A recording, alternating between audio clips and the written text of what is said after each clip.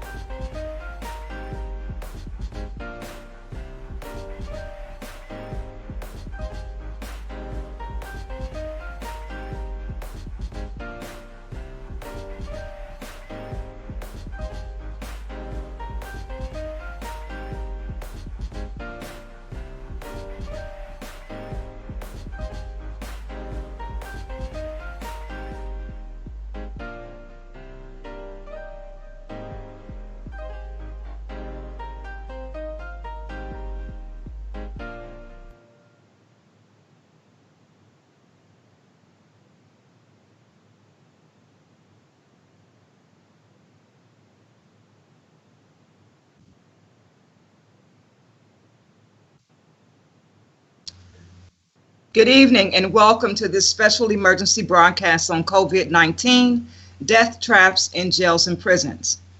Today I have a special co-host with me joining in on this evening's broadcast, and it is Mr. Willard Jimerson, who is from Seattle, Washington. Welcome. Thank you. Thank you for having me on this amazing platform. Well, thank you so much. I'm glad that you were able to join us, and I'm looking forward to this next hour. In the first half hour of the show, Mr. Jimerson and I are going to be discussing some of the issues that are happening across the country in jails and prisons pertaining to the health and well-being of many incarcerated individuals in the midst of this COVID climate. In the second half of our show, we will be discussing a more personal situation in which we will have Ms. McConnell, Natalie McConnell, whose husband is in a Ohio State Department of Correction facility in Marion. And she's going to be discussing some firsthand accounts of what she knows is going on in that particular facility.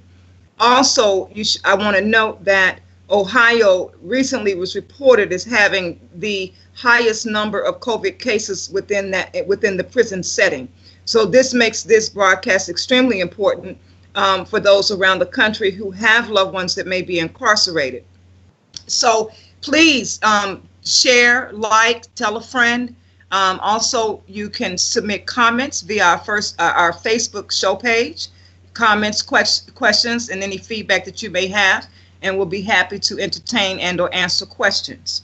So, Willard, let's tell the listening audience a little bit about your role in the reentry work that you're doing, as well as your recent efforts in terms of advocating for those who are incarcerated during this COVID-19 climate. Thank you once again. My name is Willard Jimerson, or Will Jimerson, and I currently am the executive director for United Better Thinking, as well as a community facilitator working for King County Zero Youth Detention, and doing a lot of work around reentry, and having some specialization aspects in that regard. Meaning that it's one thing to study the subject, as my one good friend Kimani Carter would say, but it's another thing to be the subject itself. And at one particular time, I was the subject. I was one of those individuals who was incarcerated from the age of 13 to 33 in 1994, all the way until 2014. I served 20 and a half years of a 23-year sentence. And so I still maintain and hold relationships with individuals. Also, in regard to the reentry work that I do and go back inside the facilities, whether they be in the juvenile institutions or whether they be in the adult facilities here in the state of Washington. And so in recent events regarding COVID-19, receiving phone calls from various individuals who are concerned about not ending up with a death sentence. They ended up with a sentence, but it did not require for them to die while they're in prison. And because of the circumstances around safety and security measures around COVID-19 have not been being practiced in terms of no PPE, which is personal protection equipment. There's no face shields, there's no gloves in the early onset of things. And there's been a robust response. So there's been some shaking up of some resources to get to some of these men, but just that in itself, there needs to be more. In recent events, our governor here, Jay Inslee, as well as Secretary, Department of Corrections, Stephen Sinclair, have rolled out an immediate response of releasing 950 of currently incarcerated individuals. And that's supposed to begin this Sunday. And we're just making sure as well, they're not just being released, but they have reentry support around that release as well. Okay, that sounds great. Now, that sounds like some real solid planning there going on. Willard, can you hear me? Yes, I can. Okay, so now, what has been the community's response to this? Because what I'm seeing online, it is some of it is very disturbing, because there are some people who have the perspective that if an individual is incarcerated, then they're automatically should be subjected to this kind of condition. And there's assumptions made that everyone there is guilty. I'm not seeing a lot of critical thinking, especially around the research and statistics that is out in 2020. The mindset seems to be still very antiquated about what is really going on with our justice system. What are your thoughts around the perspective of the community at large? And I'm focusing on community because they could be the best advocates for pushing some of these reforms forward and getting some of these individuals who are low-level offenders, individuals who could not make bail and they're sitting in jail. How do we get people to start becoming more informed and educated on the issues and to care? Because a lot of times I find with this issue, unless it has happened to someone in their family, they don't care.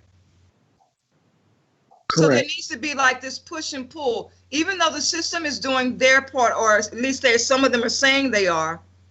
I'm not seeing a groundswell from regular folk in the community. There is a groundswell among organizations, those policy organizations, government organizations, nonprofits, because, you know, that's their missions work. But regular everyday people who should be up in arms, I'm not seeing that. What's your perspective on that?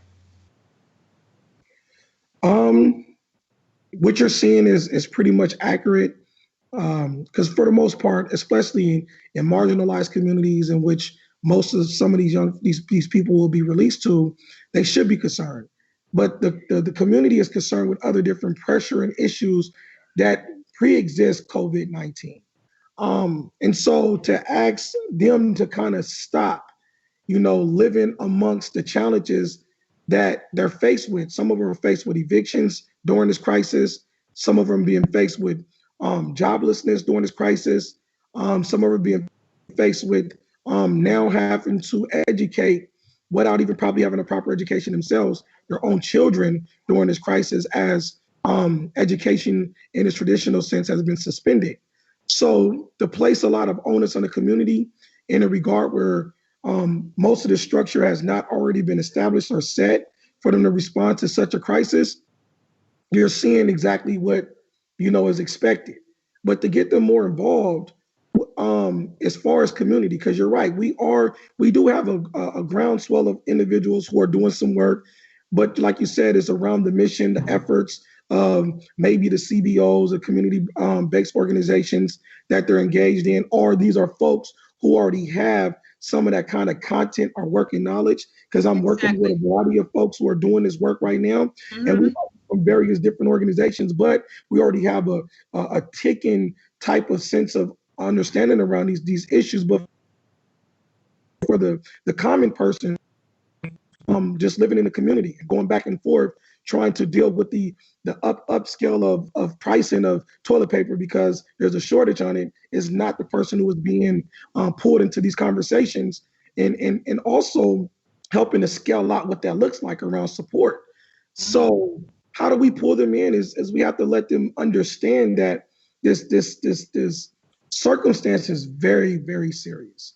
You know, it's very serious in regards to the health of our community. We are the ones who are being hit the hardest. And if we can get more involved around the political aspects around this, around the economical aspects around this regard, we can help shape out and hopefully save not only lives, but also the well-being of our communities. If not, there's going to be that much more in despair. Right. And I get it. I mean, I know that especially when someone has a family member that's incarcerated, the lives go on, okay? They have to continue to work. They have the day-to-day hustle and bustle. I'm just always rather concerned about the fact that many people also do not know how to navigate the system.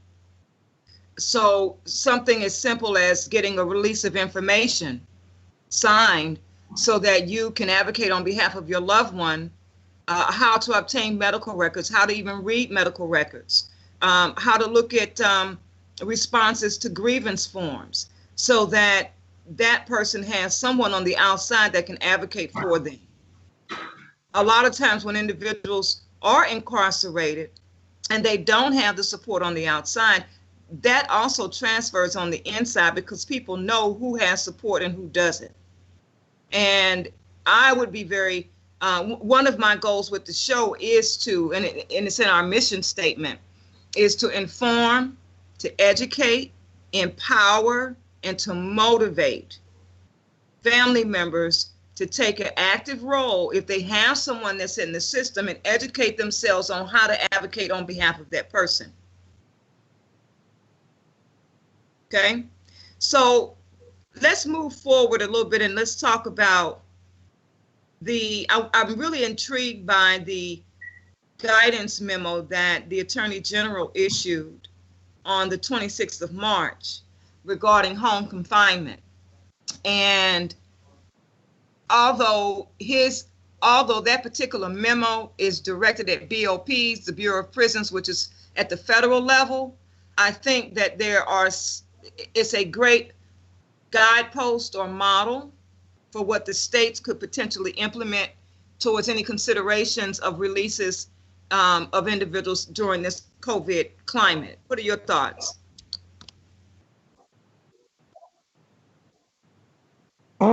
I think anytime we are trying to create an active response around addressing, major populations, in terms of this, I think it's a great thing that this guidance ordinance is being put together, but also it's concerning in the regard of what are the developmental aspects around the reentry support. Because it's one thing to open up the institutions, but how do you open up the dollars that support the institutions right now? We need to have a reinvestment of those dollars, because even here in the state of Washington, right, the annual support that goes to incarcerate a person is almost $38,000. It's about $37,841 for each individual. That doesn't mean that money easily evaporates or go away, because now there's an emergency response that's put in place to release 950 of those individuals. The rest of that money that was already going to them needs to be in reinvestment into their reentry, right? And then you will have a more qualitative aspect in really raising the bar on having a true concern about creating opportunities that are just beyond the conditions that people, because if not, you're just going to create more of an hellified condition, because some of these folks, I don't even know if they're really getting tested, who are getting released back into society. Right. So now they might be coming back with a health condition to already impacted and marginalized communities. And so the reality is, it's one thing to come up with a plan, but if that plan is not being in alignment and synchronized with the population that are going to be impacted by that plan, exactly, then it's not really a plan. Right. So, and that's sorry, where concern is for me. It's good that you're starting something. No, I'm saying it's good that you're starting something, but if you're not really synchronizing that effort with those who are at the table and going to be most impacted, then you could be causing more harm than any good. Right. And that is one of the things that I had a conversation with some folks over this past weekend about not being so gung-ho for people to leverage this as an opportunity for, in essence, to let everybody out, okay? Because this is the deal. We don't know if they've been tested. Some facilities are saying that they have been tested. And how do we guard against people coming back out into the community and possibly being asymptomatic? They could be a carrier, and we don't know. And so there needs to be some internal strategizing around, even if you release people who are nonviolent, low-level offenders, misdemeanor charges, folks who could be medically challenged, have compromised health situations, women who are pregnant. Even if we look at those specialized populations, you still want to be careful about who's coming out, because you're right. You have a lot of people out here who could be impacted. Even if they put them on quarantine, just to kind of safeguard the public from that, then they go home. Again, you're still bringing people into the community who we just really cannot say that BOP or even state facilities has really vetted on a health level. So whereas there may be some people, I can tell you, may think that, okay, I'm just all for everybody coming out, because I'm not. But what I do believe is that I believe in humanity when it comes to doing what is morally right.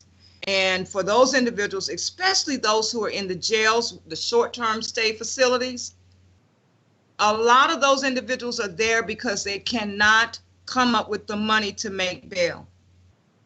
And so in essence, whether it's a jail or a state DOC, you are sentencing them to a possible death.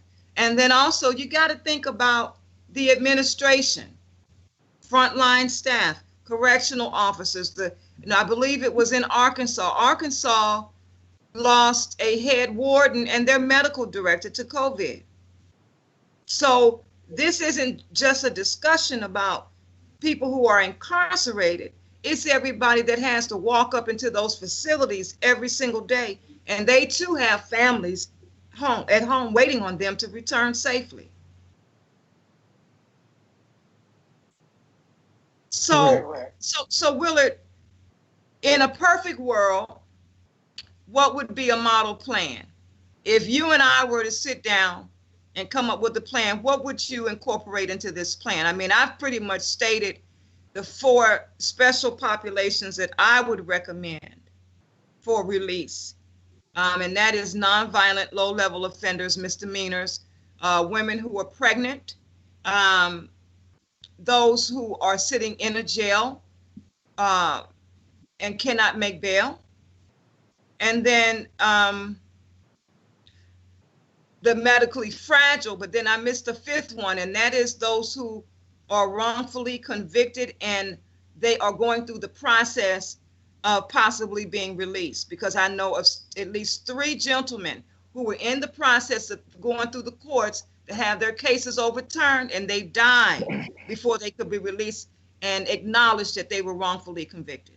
See, there's something very, very gravely wrong with our justice system when we are not able to exercise a level of humanity and compassion for some basics. I guess I would say for the basic level of populations that we're concerned about. No one is saying that hardened criminals who possibly have 3 strikes, they have murdered, etc., who will be high-risk individuals need to be released. But I think it's not rocket science to say, okay, we need to exercise some compassion on this level. What are your thoughts? Thank you for proposing such a question. First and foremost, I would start not with just me and you. You said if me and you can start a plan, I wouldn't just start with me and you. I would make sure that I brought everybody into the space, because what we think may be the right thing for everyone else. So I'll make sure the community is present, especially that was those a hypothetical, Absolutely. Absolutely. But those who serve the risk of being most impacted need to be represented at the table, needs to have the implementation of their voice, their thoughts, their ideas. And I'm not just going to go for the low level hanging fruit, because just to assume a person has a low risk in terms of the nature of their offense, does that mean they have a low risk of reoffending? Because oftentimes it's the low crimes that more people reoffend done, right? It's the stealing and things of that nature to probably feed themselves. And so I will look at all spectrums, because even somebody like me who served 20 and a half years, convicted for homicide, and I'm accountable and responsible for, my doing when I was a 13-year-old child, right? And that you have a less than 1% chance of somebody recidivating on such an offense. And especially the possibility of recidivism dramatically decreases depending on even how long somebody was on the inside. So I would look at all of the landscape, and not just to the fact that somebody who has a low level tolerance around whatever their offense may be, but I would like to look at everything and bring everyone into the space. And then also, most important, you're talking about the criminogenic risk factors.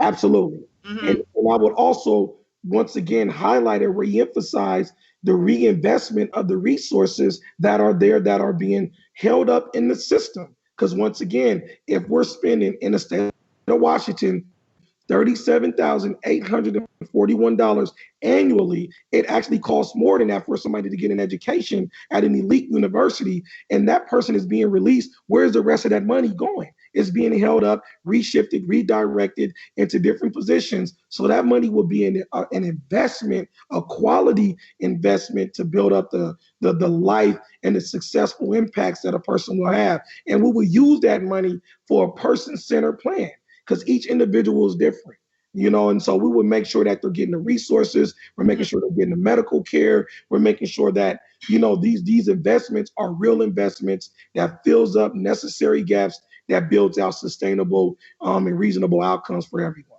Mm-hmm. Makes sense. It makes sense. You know, when looking at the potential levels or tiers for release, in my mind, I took in consideration, because sometimes when you're an advocate, you know, you're going to advocate the strongest for your client population, okay? But when looking at this situation, I considered also the mindset of the community. And when you pay attention to the voices, and you want to be successful at some level, you got to pay attention to what the community outcry could potentially be. Because Correct. Because you may not have 100% win, you may have to settle for 75%, because you don't want the voices in the community to completely obliterate your efforts. Correct. So what are they most likely to support? Okay. Correct. And I think that when you break it down from a logistical perspective, because most of the community and most folks are not really properly educated, right?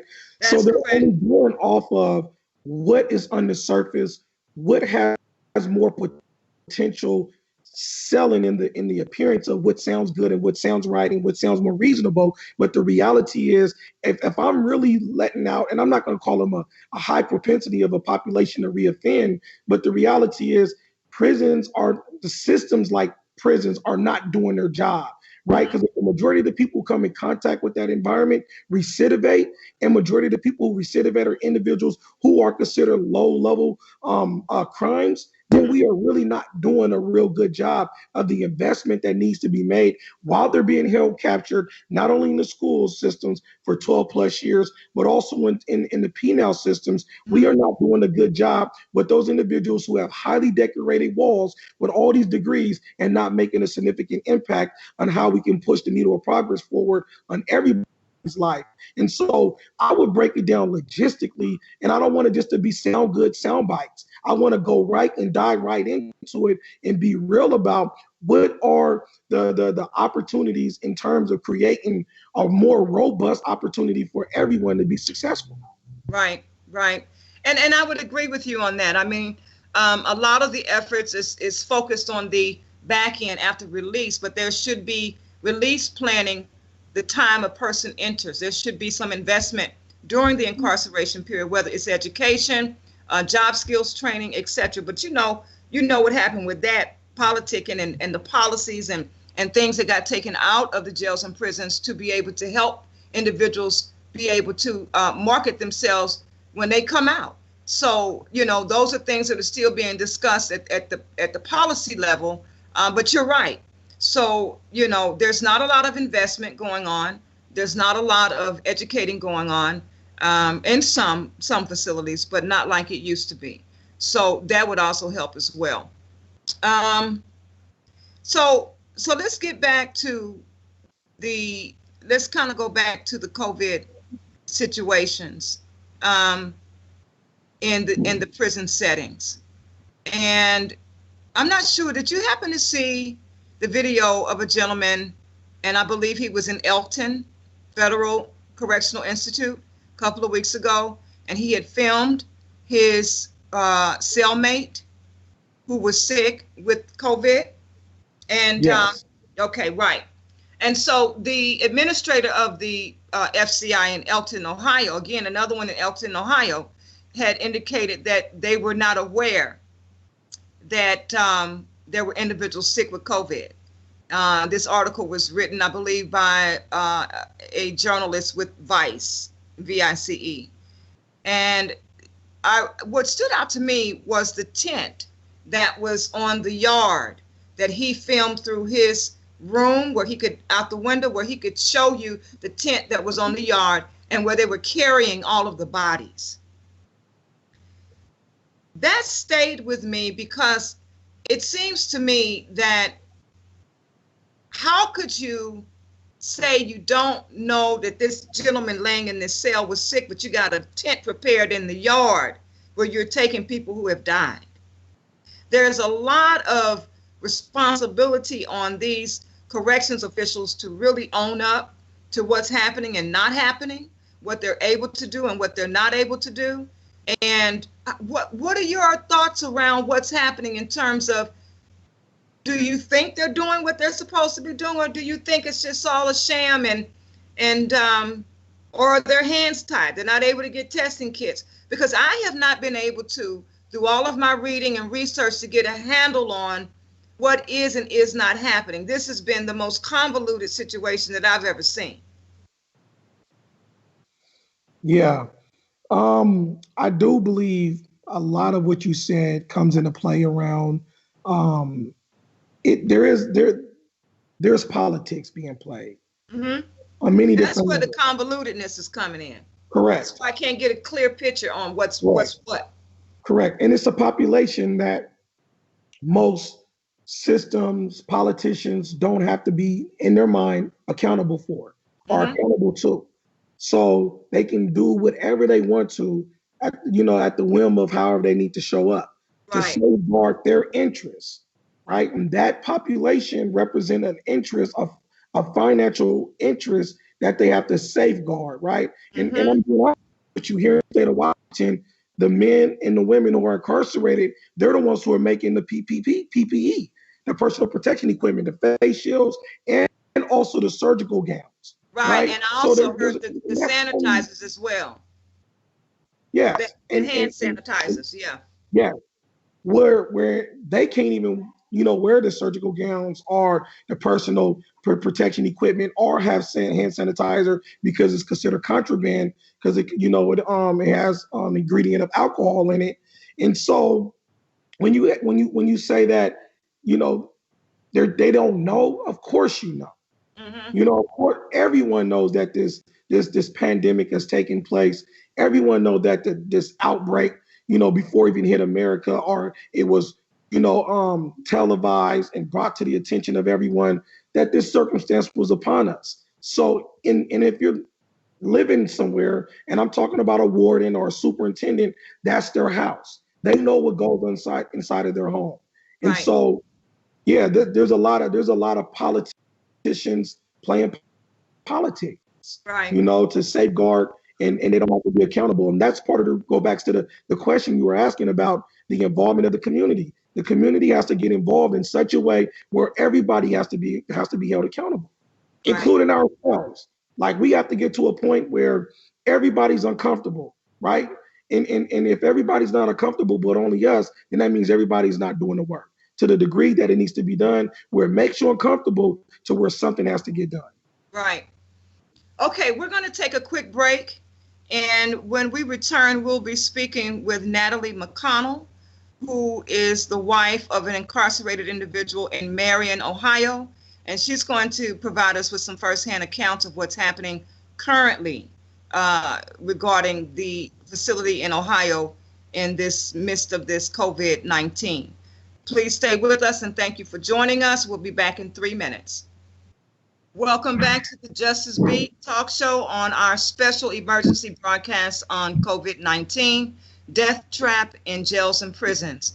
And in the first half hour, Mr. Willard, Jimerson, and I were discussing some of the issues going on around the country with regards to the health and well-being of individuals incarcerated in this climate of COVID-19. And it's really a mind-boggling situation because what seems to be demonstrated is a lack of care about humanity.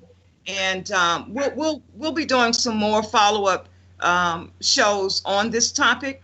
But in this second half hour of our show, we want to welcome Natalie McConnell, who is a wife of an individual that is incarcerated in a state Department of Correction prison facility in Marion, Ohio. Welcome, Natalie.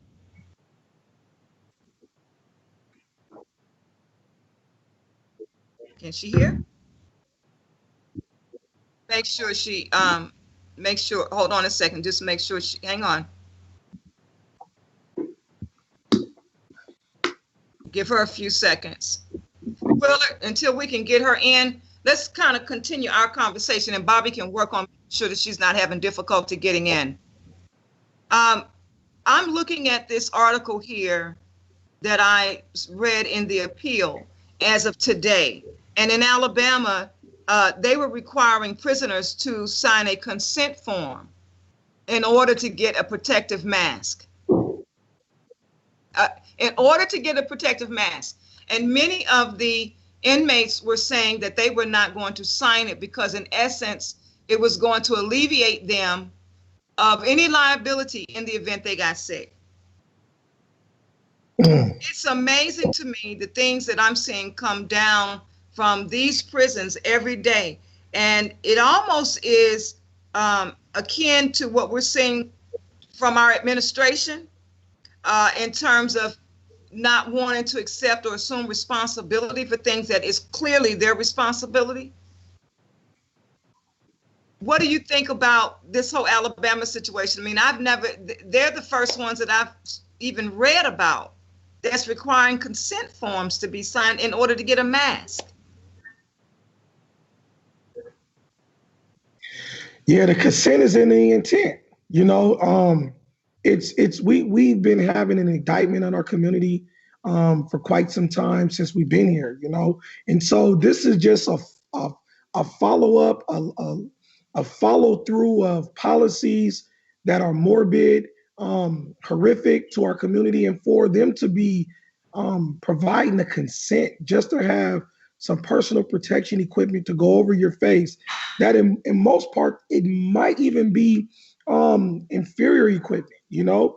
Right. Some masks are only up to 24 to 48 hours in terms of some form of protection. And I know some is better than none, but just for you to provide consent, just in the event if something were to happen to you, that it can, dissolve them or absolve them of any type of legal ramification, and that's terrible. That's terrible. It's like here, even in the state of Washington, we had a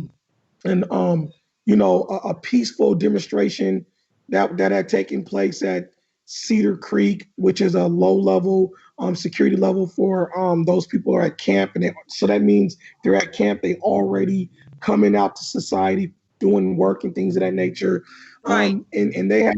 And they're offering them movie nights now, and ice cream, and even they offered the men at Monroe Correctional Center complex, I meant to say, McDonald's, which goes to show like there's no real plan.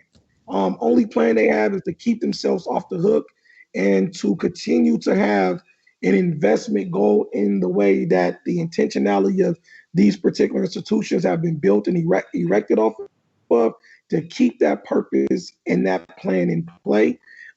So for anything even like COVID-19 to disrupt that, they're going to come up with every kind of twist and turn that would allow them to kind of navigate around what that looks like. So it's very heartening, disheartening, I meant to say, and horrific to hear that such, plans are coming up, they're being enacted, offering of movies and, McDonald's and, consent. It just goes to show the intent of not really being accountable around, like you said, just people's humanity at the essence of it all.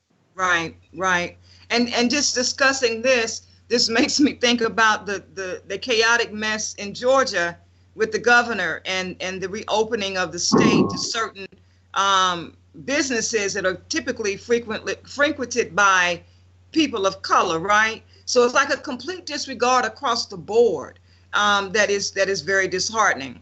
I'm also thinking about the situation in Texas. Now we flipped it from individuals who are incarcerated. Now you're talking about a cover-up in Texas in which a prison guard was exposed and contaminated. He had COVID-19 and contaminated over 140 prisoners.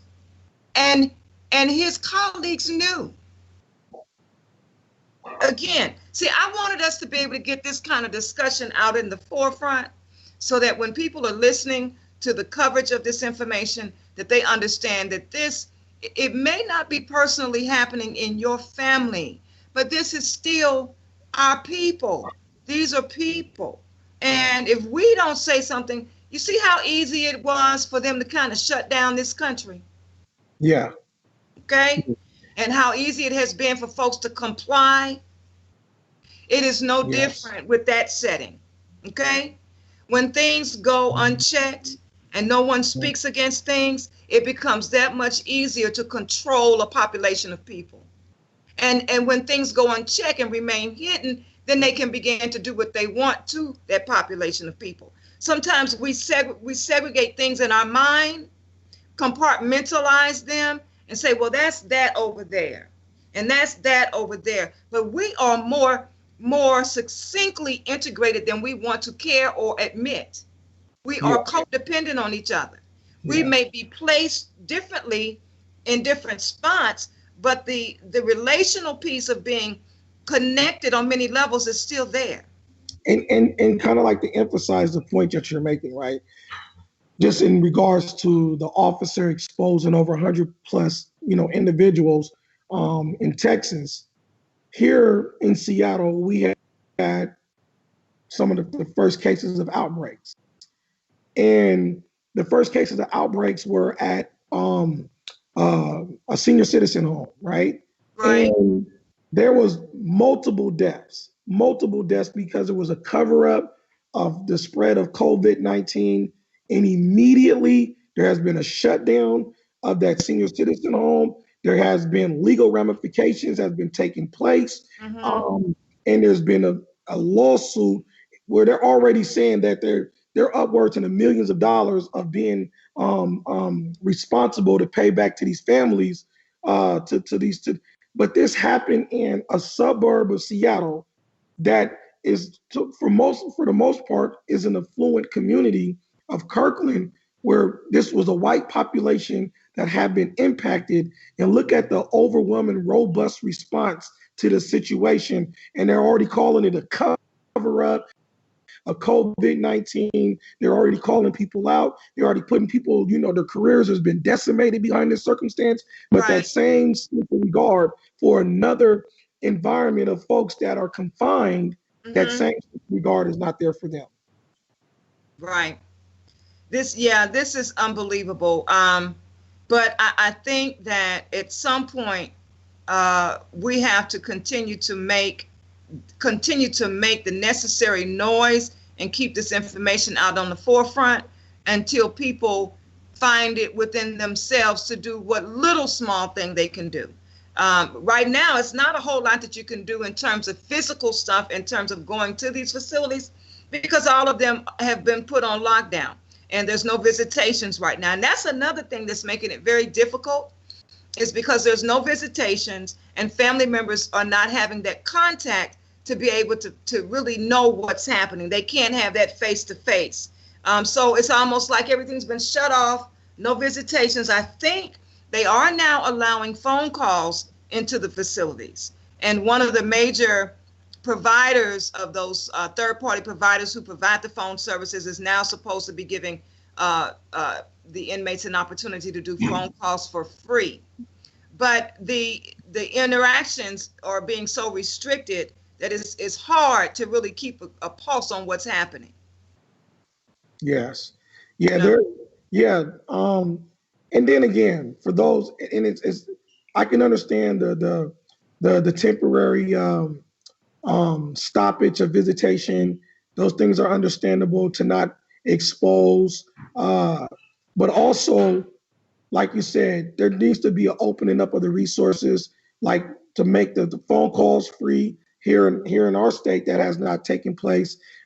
And we also have video visitation that one can set up. Those things need to be for free as well, to kind of respond to with the different level of care or support. Just simple things like that are not taking place, goes to show that there's no true investment with this population, and also the families that they have to be responded to or released to. I meant to say, for those 950 that will be released here in the state of Washington. And I think the number has also increased after the 950 are looking to another population to increase. So that goes to show we need to be doing more all around the board. There needs to be a better investment to take care of our people. And before we go to our last break of the show, we haven't mentioned juveniles, and I know you do a lot of work with the juvenile population. Yeah. Can you talk a little bit about how they're being impacted by this? Because I know of a story here in St. Louis where a mother, a child that was in a juvenile facility here in St. Louis had tested positive for COVID, and they would not allow the mother access to her child. And we're talking about in a juvenile facility. What's happening on your end? Yeah, there's a lot of uproar around what's taking place with our young folks in our juvenile facilities, whether it's in the local, I guess you could say local juvenile jail, and then also the institutions what are like a form of the juvenile prisons. There's been a lot of concern that's been taking place. There's a lot of talk, and some of the responses, because we just had a new juvenile institution being built. And well, there's been like, oh, they're getting their own room, so they're already separated. Well, we know further isolation of any human being is not a great thing at all. But when you're talking about the isolation of children who are developing psychologically, who are developing socially, who are developing even on an educational and a physical level, isolation is not the answer. And so it should not be part of the solution that, oh, we can still maintain and hold them in some form of captivity because we're able to isolate them. And isolation is not an issue. There's more that needs to be done with juveniles in terms of the investment around COVID-19, the investment around what rehabilitation looks like for these young folks. Because right now, I'm just being honest with you, they're in limbo, and they're a population who don't always have maybe the best sense of acumen around these policies to know how to truly advocate for themselves. So right now, they're just a population that is in limbo and kind of waiting for and needing for folks other than yourself and myself to advocate for better conditions that they're up against as well. And that's an excellent point that you bring up, is that the young people are often going to be stymied by whatever communication or language that is being used because they don't understand policies and procedures and the politicking around this whole COVID-19. So they don't know what their rights are, what the responsibilities of the facilities are. You always have this twofold thing going on, the rights of the individual that is in the facility and the responsibilities of the facility themselves towards those who they are responsible for. And I'm sure a lot of them don't know how to exercise their rights. And again, that's educating. That's, people being taught to understand what your natural rights are. And so that's a very important piece with the kids. And matter of fact, I know that several organizations are looking at the juvenile population in the context of COVID-19 to make sure that their rights are not being violated. And especially where this mother is concerned who tried to gain access to her child. So we're going to take the very, very last break of the show. And hopefully Ms. McConnell has joined us. I don't know if she was having difficulty connecting, but we're going to take the last break of the show. When we return, we're going to recap the show, talk a little bit about ways that folks can get connected to you and the work that you're doing, because there may be people I know in Seattle and on that side of the country that, would be interested in knowing what's going on and how to get connected of those who may be listening or watching on various platforms. So thank you so much for listening to the Justice Beat Talk Show. We will return in 3 minutes. Welcome back to Justice Beat Talk Show for this special emergency broadcast on COVID-19. We thank you so much for you rejoining us for the last few minutes of the show. Unfortunately, I'm not sure if Ms. McConnell had difficulty getting in. We have been unable to reach her, but we will get back with her and do a follow-up show at this point. So, Willard, where are we? What are we going to do? Where is this going to end? What do we need to do? Well, there's a lot of things that I feel like that could take place, but not to create such an overwhelming, suggestive position of what I feel needs to take place are some of the things that I'm being fed from community, from different system folks. Just the response that the system has had in regard to COVID-19, taking account to how many cases that have come up in America, and then collectivizing and coming up with resources to address that. We can utilize some of the practices that have come out of this in order to address other different ailments that are taking place in our communities, whether they're the marginalized communities, the most impacted communities, to address things like symptoms like violence, which is a form of diseases as well. Mhm. So we can use the implementation of resources, of a reinvestment around with these resources, because that's what's going on right now as well. There are certain CBOs, community-based organizations, who have to reshift the resources in order to address the concerns around COVID-19, the populations or the demographics that they're working with. They have to readdress and reallocate those resources.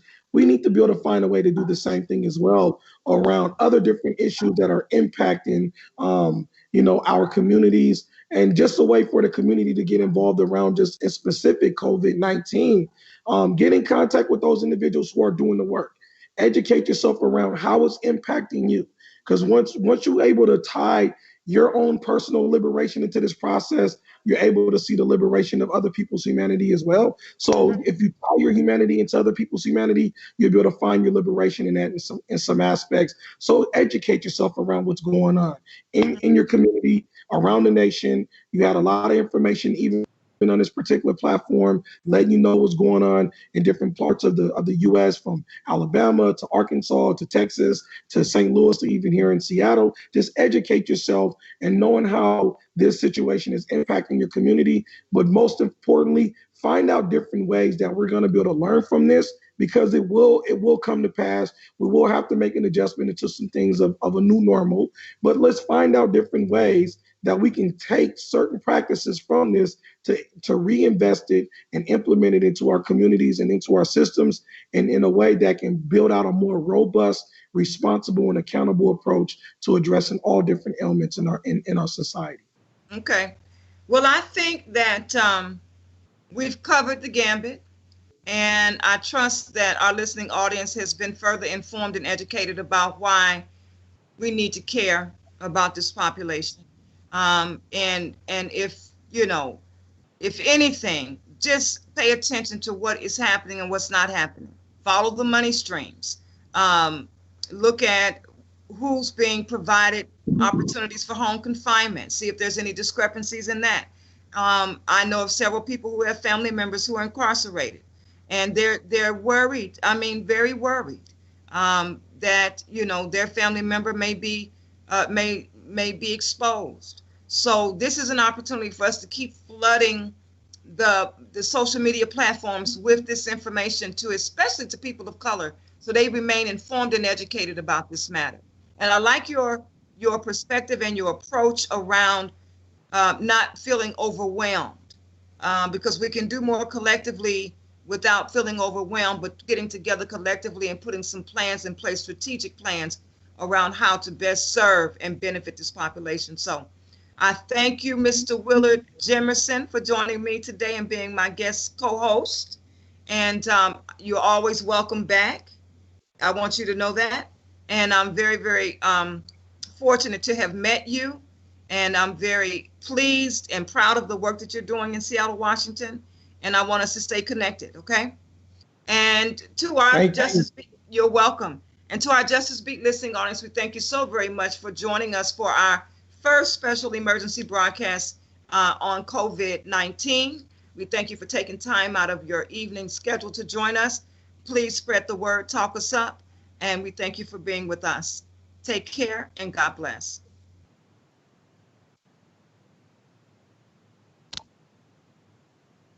Thank you for listening to the Justice Beat.